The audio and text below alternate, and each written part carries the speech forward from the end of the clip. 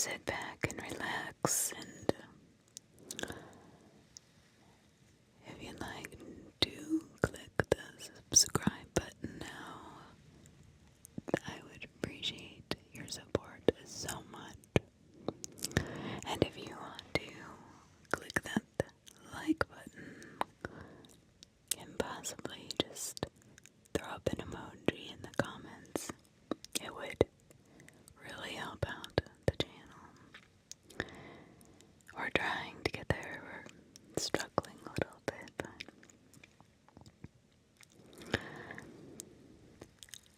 are you ready to be scared and spooked out of your mind?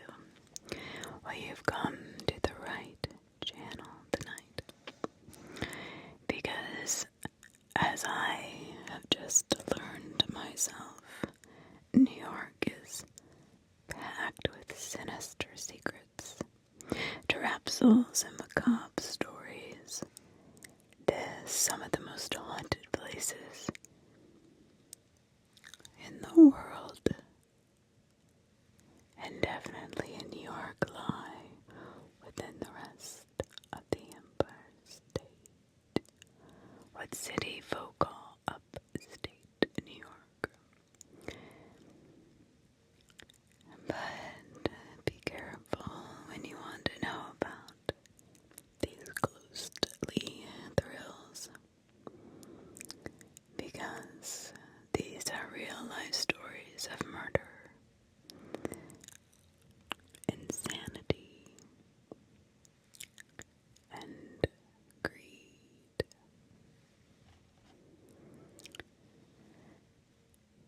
So are we brave enough to go to these places, even in this video? Well, we're gonna see. Number 1, Palmyra Historical Museum and Phelps. General Star, Palmyra, I think I'm saying that right, Palmyra. Palmyra boasts not one, but 2 historical hauntings, a few doors down from each other. Visitors and staff of the Phelps General Store frozen in time when the store closed in 1940, and its upstairs residents have reported vanishing cats and even full body apparitions during overnight stays. A few doors down, the Palmyra Historical Museum has also seen its share of spooks. In 1964, 6 children and a young mother perished in a fire at this former 3 residents' property. Over the years, museum goers have reported the smell of ash lingering in the basement, toys flying off the shelf, and the sensation of having one's clothes or hair tugged. Alright, that just gave me chills. Number 2, the famous, probably the most famous of all haunted houses, the Amityville Horror House. Whether or not you believe in ghosts, the thing is about this house, real life terror and murder happened.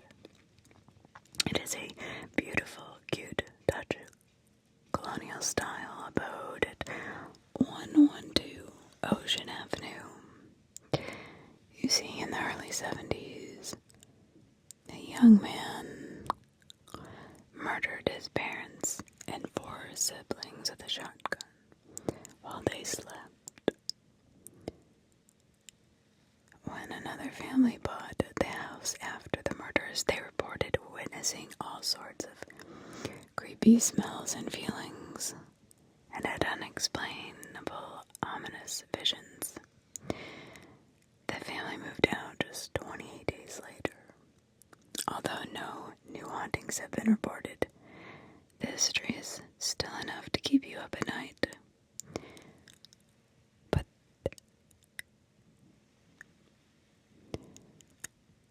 the ghost under the Warrens had gone there and actually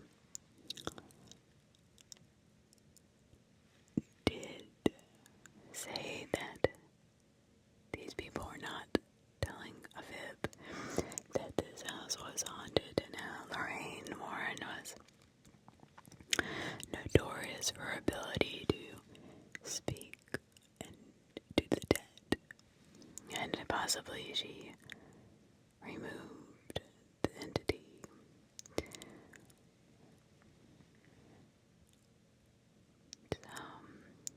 Locals reportedly don't like the attention the house brings to the town, so if you do drive by, be respectful. Like, don't be taking pictures in front of it. There are new people that live there. Number 3, Utica State Hospital. Well, let me just tell you that there is a picture of this hospital, and I have rarely seen too many things look less haunted. Patients were confined in cramped quarters with absolutely horrendous, filthy living conditions. But would you ever believe that this would be considered state-of-the-art? The former New York State Lunatic Asylum was opened in 1843.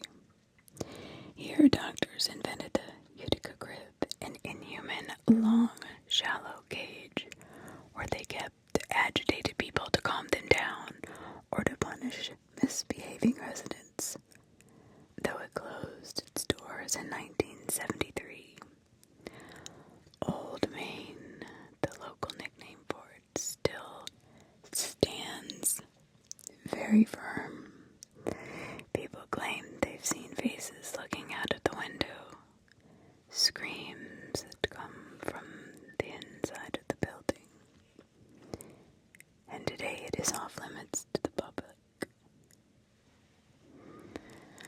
Number 4, Buffalo Central Terminal, Buffalo, New York.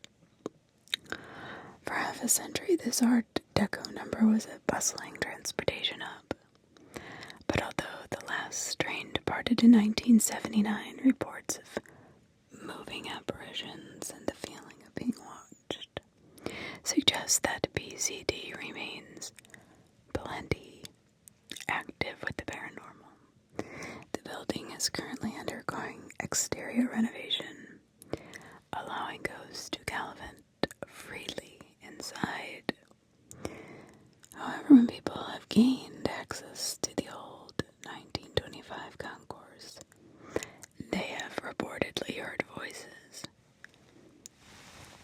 Even encountered a woman named Rose at the baggage claim.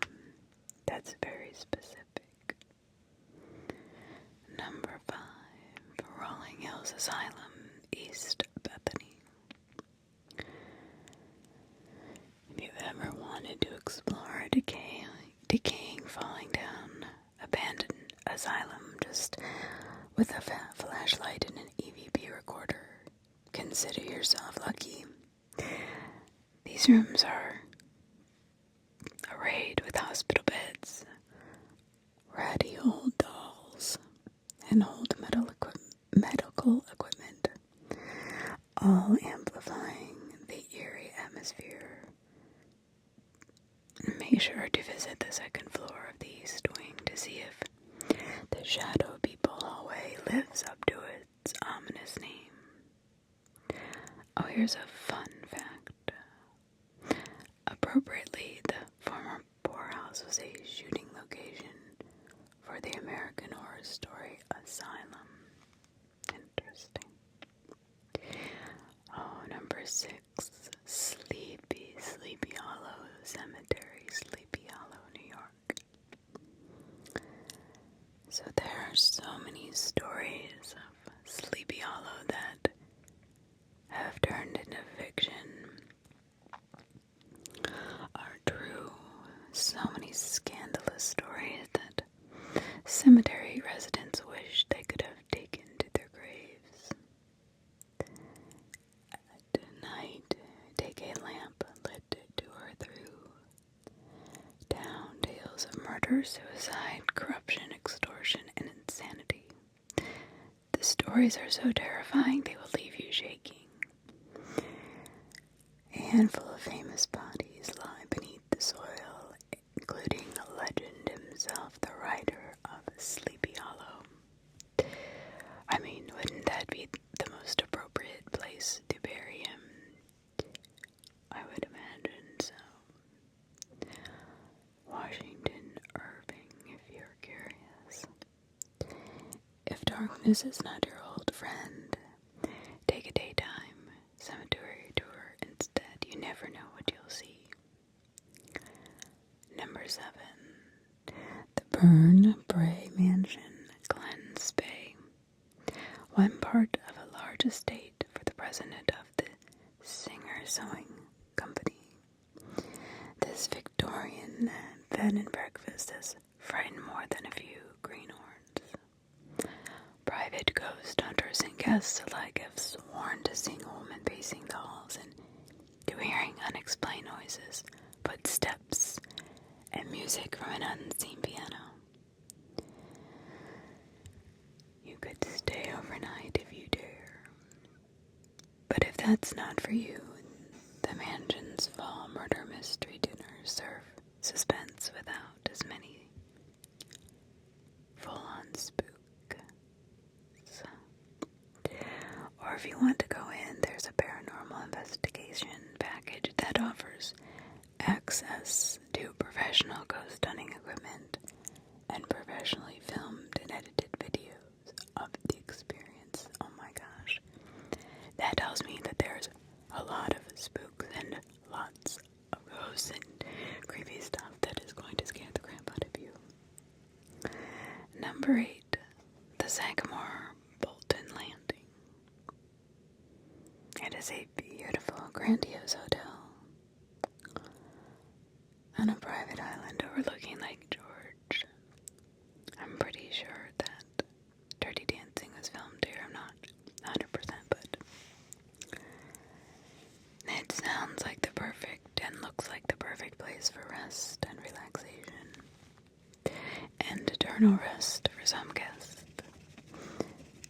The gorgeous 19th century Victorian resort has many recurring ghosts like Walter wearing a 3-piece suit.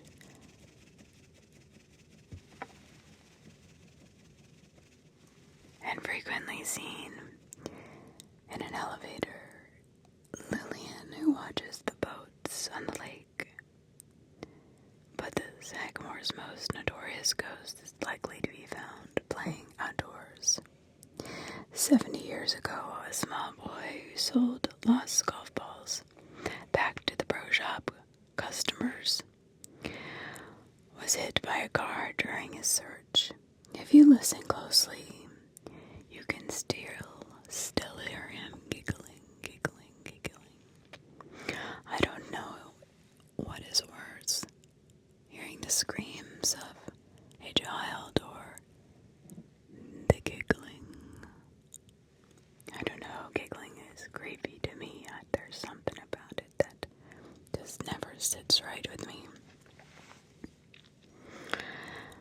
Number 9, Iron Island Museum, Buffalo, New York. Well, it's no wonder that this spot, once a church and funeral home, is now an institution dedicated to all things supernatural. According to staffers, paranormal investigators, including the Ghost Hunters team, have captured voices, shadows,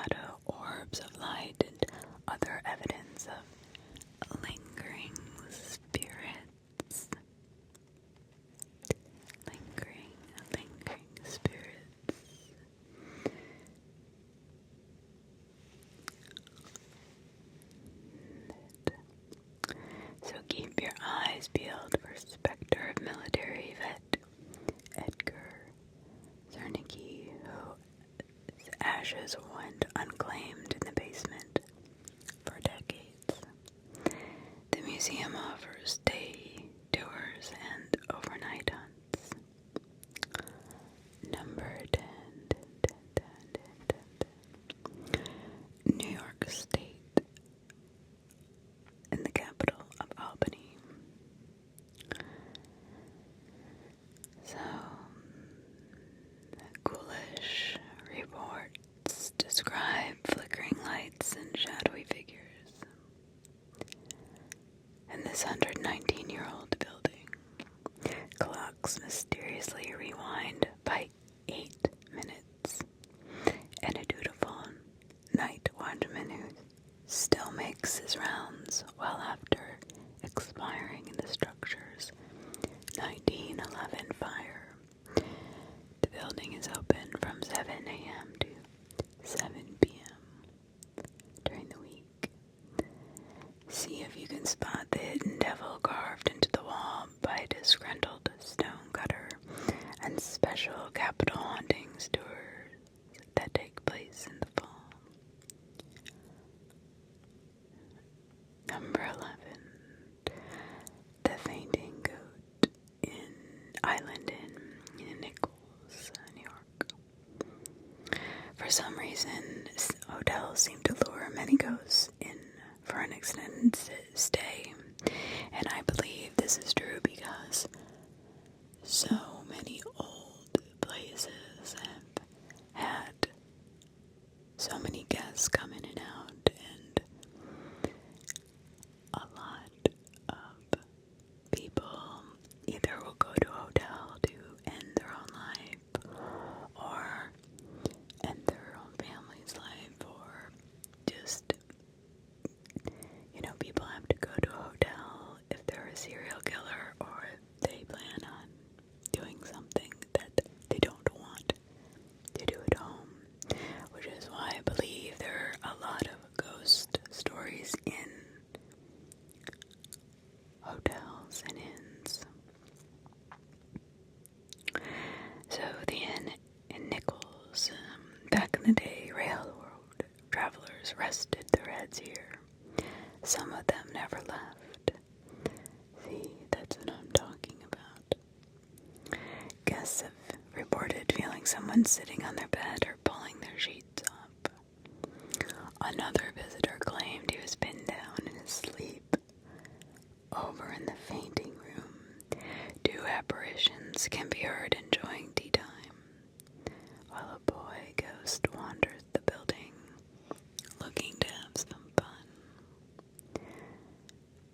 So you come for the ghosts, and you stay for the goats, that's their saying. Number 12, London Cottage, Loudonville. The ghost of Abraham Lincoln has been known to haunt Loudon Cottage.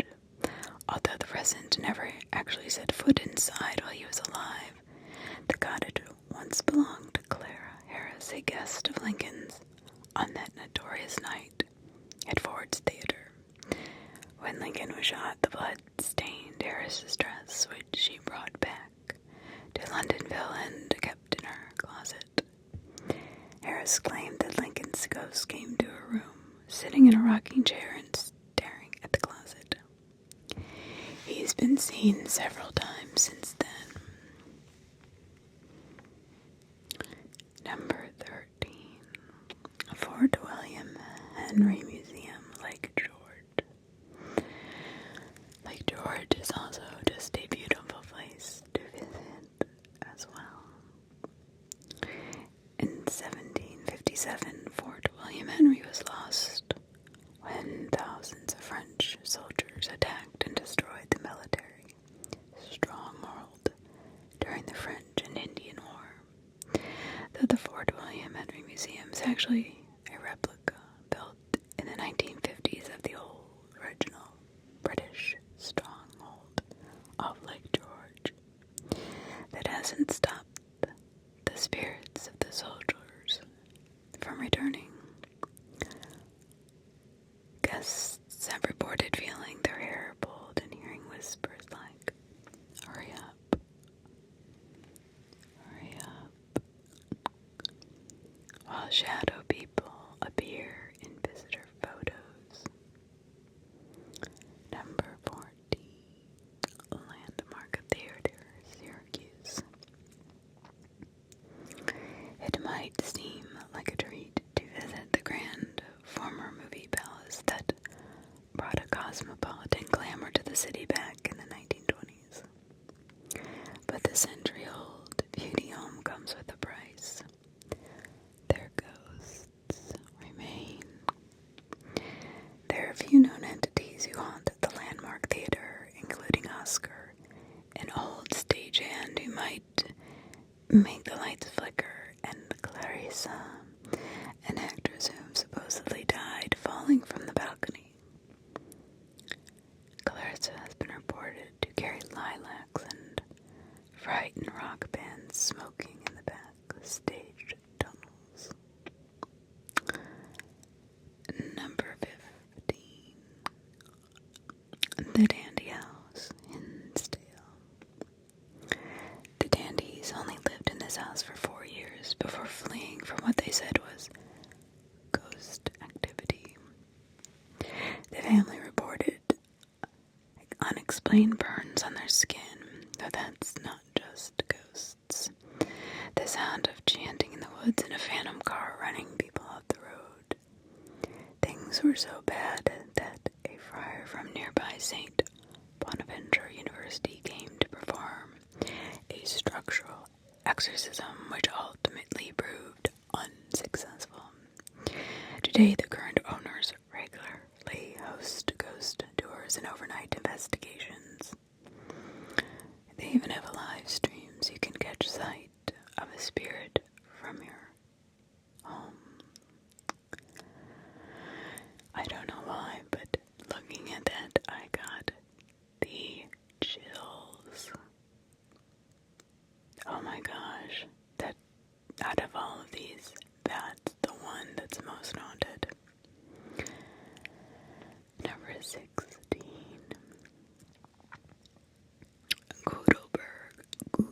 Gudelberg Cemetery, South Wales.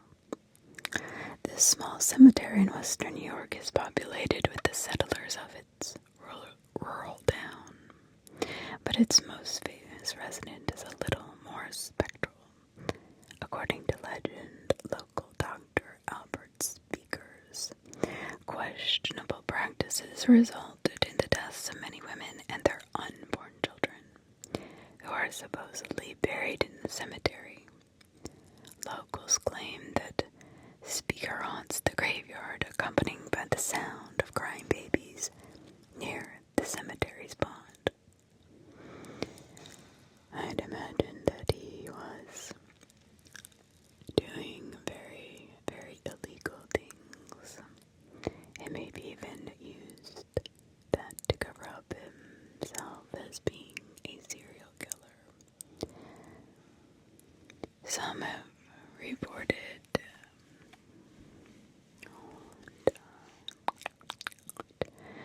some people have reported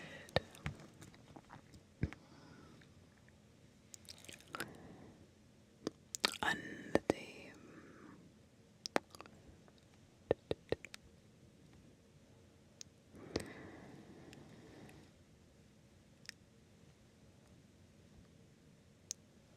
apparitions of black dogs with red eyes, a lady in white, and even a baby, handprints on their windshields. None of that I want to experience, I promise you. Number 17, Guernsey Hollow, Resburg. Cemeteries are expected to have their share of creepy things, but few can lay claim to the same frightening legend of this graveyard. Tucked away in a small street off Sawmill Road 89 that leads to an abandoned dirt road, this spot is not only the final resting grounds for many, many children, but place where a 7-year-old mentally disabled girl was stoned to death by her own village. Many 19th century gravestones have been tipped over or destroyed, and the shadowy spirits are not happy about it. Oh, and the wooded seclusion makes it seem all that more likely that no one will hear you scream. Well, that's terrifying. Number 18, Bellhurst Castle and Winery, Geneva. So you could go for the beautiful, luxurious Vino Boston Hotel in the Finger Lakes wine country. May involve more than one type of spirit. At the late 1800s, Romanesque revival of structure, which over the decades has been a casino, a supper club, and I haven't heard that in a long time, and a Prohibition-era speakeasy. Patrons have claimed to glimpse a forlorn woman in white who stands silently on the front lawn. According to legends, she was an Italian opera singer named Isabel, who decamped to the castle with her lover only to meet her demise when one of its tunnels collapsed on top of her. Number 19, Dunkirk Lighthouse, Dunkirk, New York. Keeping watch over Lake Erie is Dunkirk Lighthouse, steeped in the history of the War of 1812 and the Civil War. This place is definitely haunted. Some nights music can be heard playing in the lighthouse and the adjoining house. Voices and mysteriously opening doors can also scare off visitors. But perhaps the spookiest story from Dunkirk is that of a lake rescue gone terribly wrong. 2 children and their rescuer drowned, and their spirits never left the nearby lighthouse. The building is host to multiple paranormal investigations every year. One of them found a lighthouse keeper, Peter Dempsey, whose face turned up in a ghost hunter's photograph. You have to understand the true, unpredictable nature of Lake Erie. You would think that nothing could go wrong, but it does, and quickly.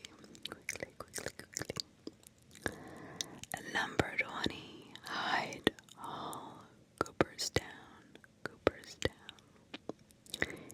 In 1817, George Clark began the nearly 2-decade process of building what was then the largest private residence in the United States. But he died within a year of its completion. However, some believe that even death hasn't kept Clark from enjoying his dream home. More than 150 years of paranormal experiences have been documented, including apparitions, footsteps, knocking, distant music, and sheets being pulled off the bed. If that's not eerie enough, the property also features a detached family crypt, which you can experience for yourself during a candlelit ghost tours of the grounds on Friday and Saturday nights. Number 21, Foster's Pond, Elmira. Surely you won't find a prisoner of war camp in little old New York State, right? Wrong.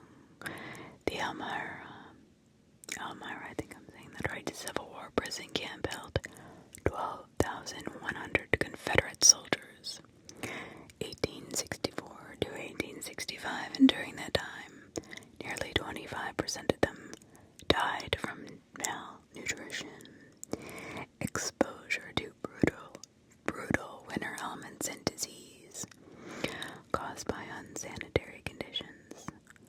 The 3,970 dead were buried in mass graves before eventually being moved to Woodlawn National Cemetery. But their spirits are gonna stay where they know they're not gonna follow the corpse. And that's what happened. Some of their spirits remained. Homes residing on the old site are host to Civil War soldiers and Elmirans have experienced their presence when visiting the nearby Chemung River.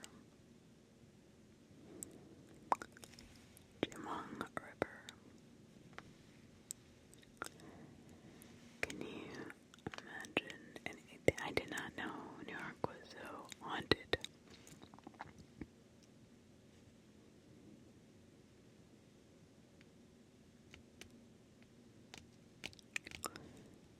So the most haunted places in New York City.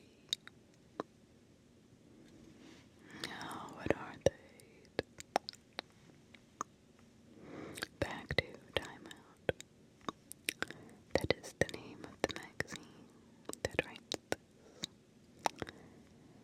The city that never sleeps.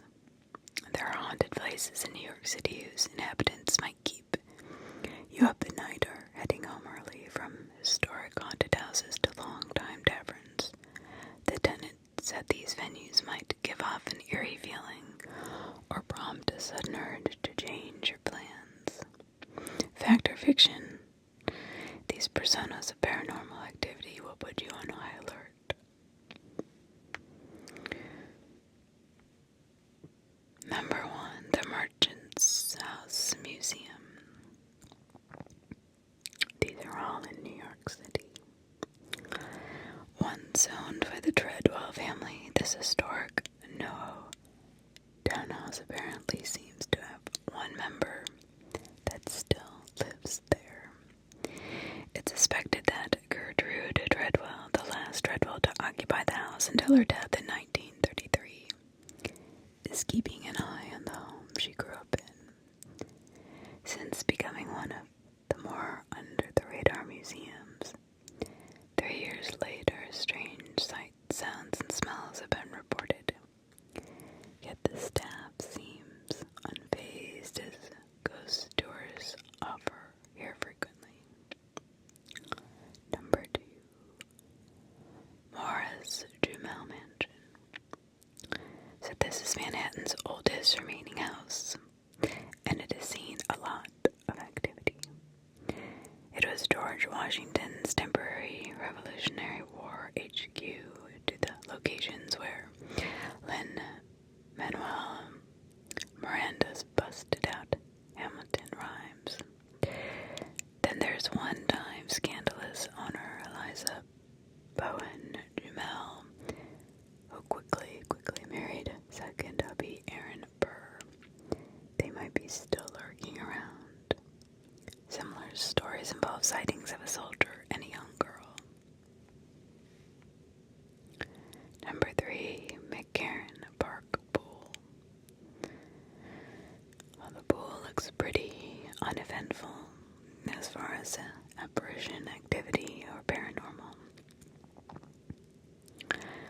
But what happened was a small girl who may have drowned on site. This child has been seen roaming the area at night, screaming out for help. There are no public records of this alleged death, but EMF readings taken by this paranormal investigative group have found some sort of activity in water, such as a drop in temperature, and photographs pointing out orbs being present. Number 4, the Ear Inn.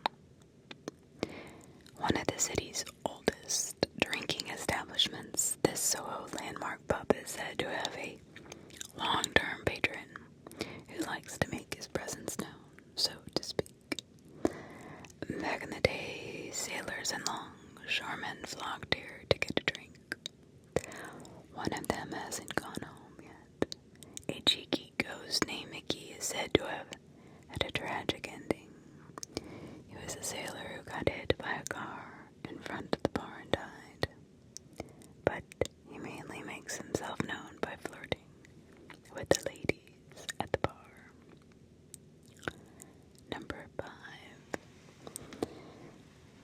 One if by land, two if by sea. Aaron Burr is back again. This uber romantic restaurant in the West Village was once the former VP's carriage house.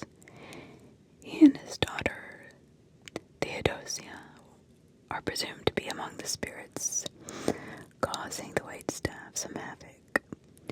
Champagne glasses have been broken, hung paintings fallen off the wall. Theodosia also has been said to have been seen on the staircase, apparently been swiping the earrings of suspecting diners. There's also a lady in black who may have died from a broken neck resulting from falling down the stairs. 6. The former Astor Room. So Hollywood legends may still be thriving at the former commissary within Kaufman Astoria Studios. The Astoria Cafe was a hangout for 1920s matinee idol Rudolph Valentino, who might still be congregating where he dined while filming movies at the former Paramount studio not far from this place.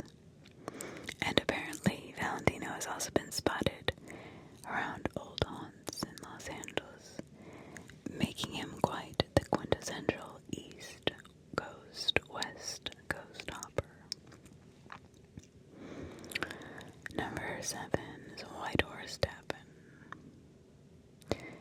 A wordsmith watering hole, the circa 1880 bar was quite the writer's hangout in the early 1950s. Yet one regular took his status here too far. The story is that poet Dylan Thomas literally drank himself to death by having one too many shots of whiskey and stumbled his way out into the sidewalk. He later died at the hospital. It is rumored that his ghost remains a patron at this establishment to this day. Number 8. Landmark Tavern. The waterfront Irish saloon dating back to 1868 has seen dock workers and seamen come and go over time. One of its floors operating as a prohibition speakeasy. However, it's apparent that there are some stragglers still lurking around. Ghost of the Confederate Civil War veteran who was severely stabbed in a fight and crept up to the tavern's second floor. He died in the bathtub. Another wanderer is a young Irish girl who is said to have died from cholera or typhoid fever. Number 9, the Octagon on Roosevelt Island.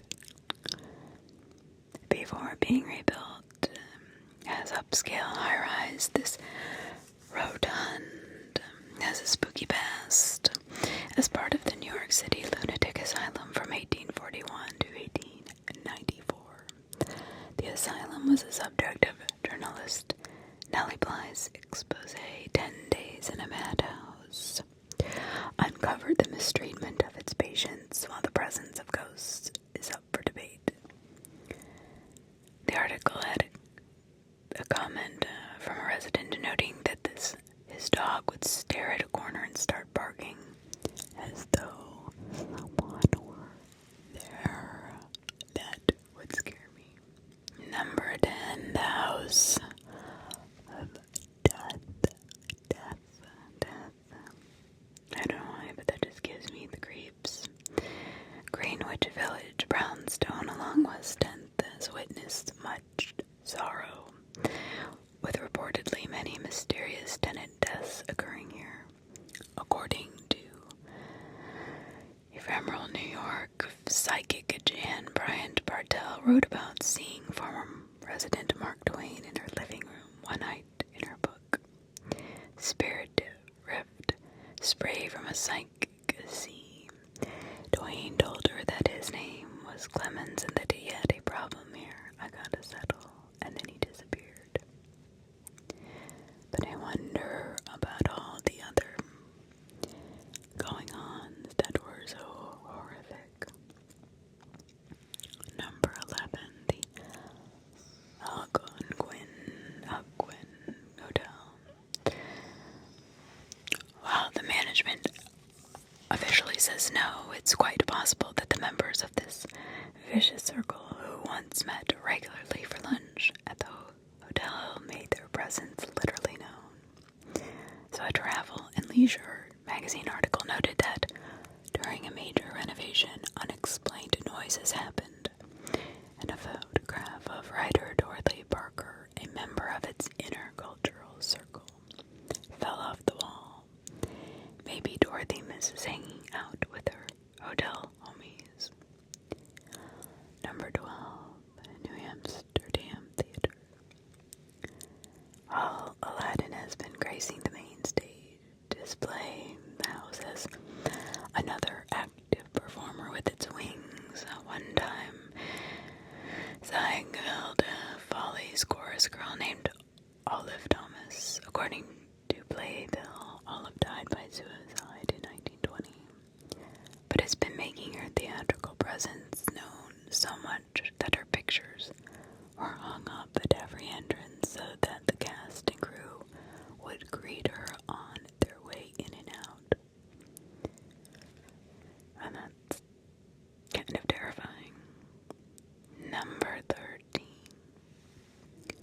85th West 3rd Street.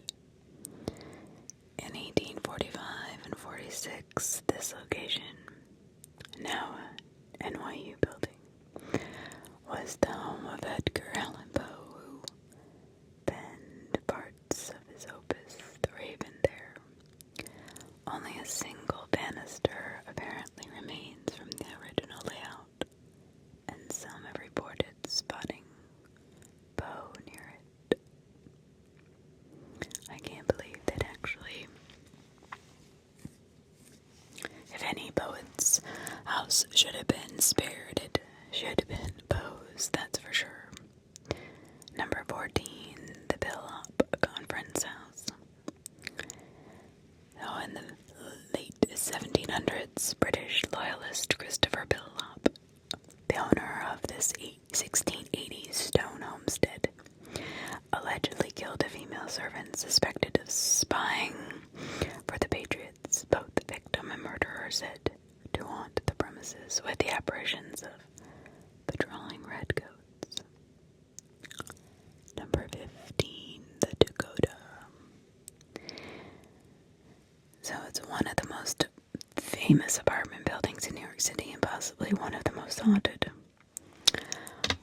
Almost every resident has reported seeing the ghosts of a young girl gallivanting around the halls, while John Lennon claimed to have seen a figure he called the Crying Lady Ghost wandering through the building.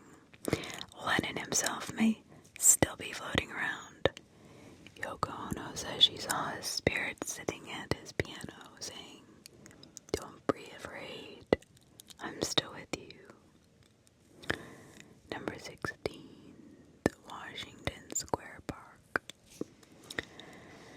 This famed cultural hotspot was built over a massive burial ground where as many as 20,000 bodies, including victims of the 19th century yellow fever epidemic, resided.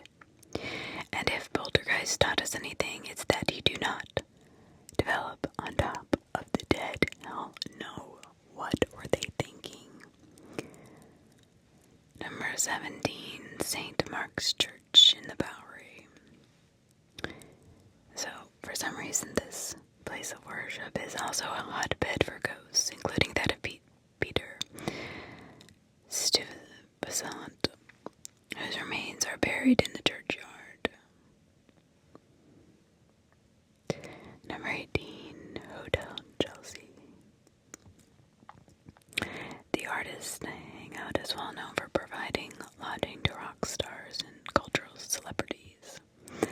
And according to believers, a few residents, like Sid Vicious's girlfriend, Nancy Spungen, who was found stabbed in the couple's bathroom, and Dylan Thomas, who died at a nearby St. Vincent Hospital, may have never checked out.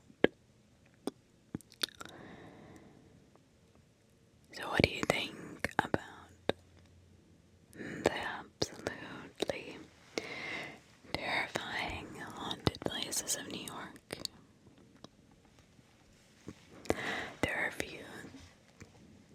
I was surprised how many, but there are definitely a few that I would love to look into further, like the Murder House. But that was just a basic